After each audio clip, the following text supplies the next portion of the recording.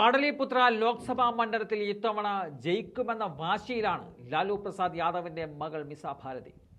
ഒരു അഭിമാന പോരാട്ടമാണ് ലാലുവിന് ഈ മണ്ഡലം. രണ്ടു തവണയും മിസിയെ പരാജയപ്പെടുത്തിയ രാംകൃപാൽ യാദവാണ് ഇത്തവണയും BJP സ്ഥാനാർത്ഥി. പാറ്റ്ന ജില്ലയിലെ ഗ്രാമീണ മേഖലകൾ ഉൾപ്പെടുന്ന ഈ മണ്ഡലം രൂപീകൃതമായത് 2009-ലാണ്. 2014-ലും 2019-ലും നേരിയ വ്യത്യാസത്തിലാണ് മിസ ഭാരതി പരാജയപ്പെട്ടത്. ഒരു കാലത്തിൽ ലാലു പ്രസാദ് യാദവിന്റെ ഉറ്റ അനുയായിയായിരുന്ന രാംകൃപാൽ യാദവാണ് പിന്നീട് പാർട്ടി മാറി BJPയിലേക്ക് പോയത്. 2014 ലോക്സഭാ തെരഞ്ഞെടുപ്പിന് തൊട്ടു മുമ്പാണ് യാദവ് BJPയിൽ ചേർന്നത്.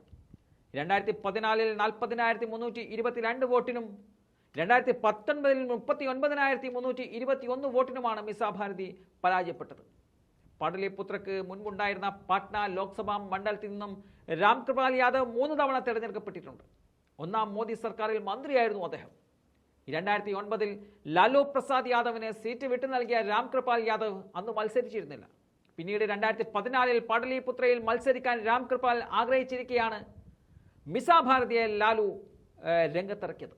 തുടർന്ന് രാംകൃപാൽ RJD വിട്ട് BJPയിൽ ചേരുകയായിരുന്നു. മണ്ഡലം രൂപീകരിക്കപ്പെട്ട 2009-ൽ ലാലു പ്രസാദ് യാദവ് JDUവിലെ രഞ്ജൻ പ്രസാദ് യാദവിനോട് പരാജയപ്പെട്ടിരുന്നു. 3 തവണ തങ്ങളുടെ കുടുംബത്തെ കൈവിട്ട പാടലിപുത്ര ഇത്തവണ കീഴടക്കാനാണ് മിസ ഭാരതി ഒരുങ്ങുന്നത്. ജൂൺ 1-നാണ് തെരഞ്ഞെടുപ്പ് നടക്കുന്നത്. ബീഹാറിൽ ഇത്തവണ 15 മുതൽ 20 സീറ്റുകൾ വരെ ഇന്ത്യ മുന്നണി നേടുമെന്നതാണ് സർവേകൾ പറയുന്നത്. നിതീഷ് കുമാറിനെതിരായ ജനവികാരം അത് വോട്ടായി മാറുമെന്നും കൂടുതൽ സീറ്റുകളിൽ ഇന്ത്യ സഖ്യത്തിന് വിജയിക്കാൻ സാധിക്കുമെന്നും തേജസ്വി യാദവും പറയുന്നുണ്ട്. എന്തായാലും ജൂൺ 4-ാം തീയതി അറിയാം ആർക്കാണ് ബീഹാറിൽ മേധാവിത്വമെന്നത്.